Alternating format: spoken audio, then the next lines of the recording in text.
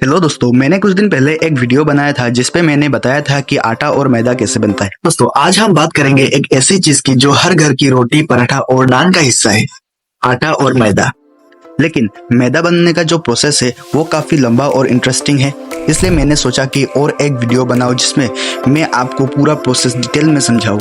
आज के इस वीडियो में हम देखेंगे कि किस तरीके से गेहूं को काटा जाता है, उसका प्रोसेसिंग होता है और कैसे इंडस्ट्री में हाई क्वालिटी मैदा तैयार होता है जो मार्केट तक पहुंचता है। अगर आपको भी ये जानना है कि फैक्ट्री में मैदा कैसे बनता है तो वीडियो को एंड तक जरूर देखिए। अगर आपने मेरा पहला वीडियो नहीं देखा है जिसपे मैंने आटा और मैदे का बेसिक प्रोसेस के बारे में बताया था तो आप यहाँ पर आई बटन पे क्लिक करके उस वीडियो को देख सकते हैं या फिर हमारे चैनल पे जाके भी उस वीडियो को देख सकते हैं। तो चलिए दोस्तों, बिना कोई टाइम वेस्ट किए वीडियो शुरू करते हैं।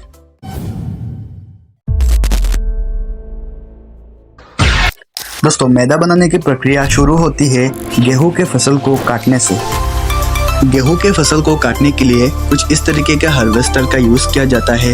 ये हार्वेस्टर गेहूं को फसल से अलग कर देता है और उसके बाद फैक्ट्री में इन गेहूं को लाया जाता है। फैक्ट्री में गेहूं को लाने के बाद इन गेहूं का लैब टेस्टिंग होता है और इन लैब टेस्टिंग में गेहूं में कितना मॉइस्चर, ग्लूटेन, प्रोटीन और मिनरल से इनकी जानकारी प्राप्त करते हैं। उसके बाद गेहूं को एक बकेट कन्वेयर के द्वारा फैक्ट्री की सबसे ऊपर वाले हिस्से पे लाया जाता है। ऊपर वाले हिस्से से top to bottom approach factory use करती है ताकि ग्रेविटी के द्वारा ऊपर से नीचे तक गेहूं ऑटोमेटिक आ सके। उसके बाद गेहूं को ऊपर लाने के बाद सबसे पहले गेहूं को क्लीनिंग प्रोसेस से गुजरते हैं। सबसे पहले होती है pre cleaning process. Cleaning process में गेहूं को ऐसा एक ड्रम शिप से गुजारा जाता है। इस ड्रम शिप से रस्सी, कागज, प्लास्टिक जैसी बड़ी बड़ी चीजों को अलग किया जाता है गेहूं से। उसके बाद गेहूं पहुंचती है ग्रेविटी क्लीनर पे, जिसमें एक के ऊपर एक छन्नी लगा हुआ होता है और इस मशीन में गेहूं ग्रेविटी के कारण दरकते हुए नीचे तक आता है और उसके बाद गेहूं पे रह गए जितने भी और अन्य फसलों के दाने, कुछ ऐसे चीजों को अलग किया जाता है गेहूं से। उसके बाद गेहूं को एक मैग्नेटिक डेस्टोनर से गुजरते हैं ताकि गेहूं में लगे हुए लोहा, कील आदि ये सब हट सके। उसके बाद गेहूं को एक वाइब्रो डेस्टोनर पे गुजारा जाता है। इस मशीन में वाइब्रेट करती हुई छन्नियाँ लगा हुआ होता है जो हिलती रहती है, जिसके कारण गेहूं पे लगे हुए बाली आदि जितने भी गंदी चीजें हैं वो सब साफ कर देती है।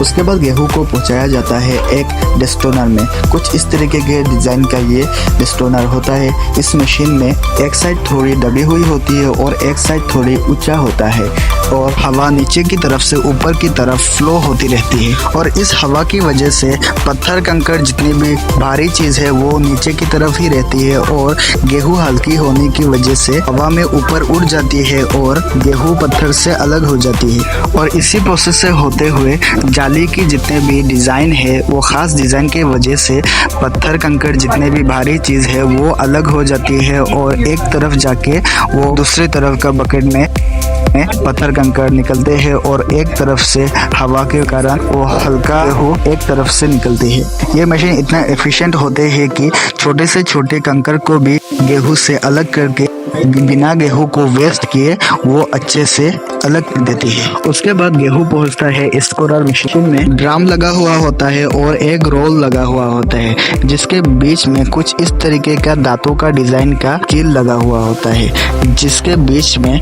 कम जगह होने की वजह से दांतों के बीच में गेहूं पे फ्रिक्शन बनती है और फ्रिक्शन होने की वजह से गेहूं घिस के गेहूं पे लगे जितनी मिट्टी बाली आदि है वो साफ हो जाते हैं। उसके बाद गेहूं को एस्पिरेशन चैनल से गुजारा जाता है। इस एस्पिरेशन चैनल से जब गेहूं को गिराया जाता है तो गिरते हुए गेहूं पर फैन से हवा दिया जाता है। इस हवा के वजह से गेहूं पे लगे हुए मिट्टी, बाली आदि जितने भी भूसे, कूड़ा है वो उड़ के अलग हो जाती है गेहूं से। उसके बाद गेहूं को फाइनल क्लीनिंग के लिए ग्रेन वॉशर पे भेजा जाता है। यहाँ पर पानी की मदद से गेहूं को अच्छे से साफ किया जाता है ताकि गेहूं पे लगे और थोड़े बहुत गंदगी भी अच्छे से साफ हो जाए। उसके बाद ये मशीन गेहूं गेहूं और पानी को अलग करके गेहूं को अलग से निकल के देती है। उसके बाद गेहूं को ग्रेन ड्रायर में भेजा जाता है। इस मशीन में इलेक्ट्रिक हीटर और पंखा लगा हुआ होता है जिसमें से गर्म हवा दिया जाता है, जिसके मदद से गेहूं को सुखाया जाता है। गेहूं को इस तरीके से कम्प्लीटली क्लीन करने के बाद इन गेहूं को कन्वेयर के मदद से स्टोरेज साइल पे रखा जाता है। इन सारे गेहूं को स्टोरेज साइल में रखा जाता है स्टोर करके। उसके बाद अगर इन गेहूं से आटा बनाया जाता है तो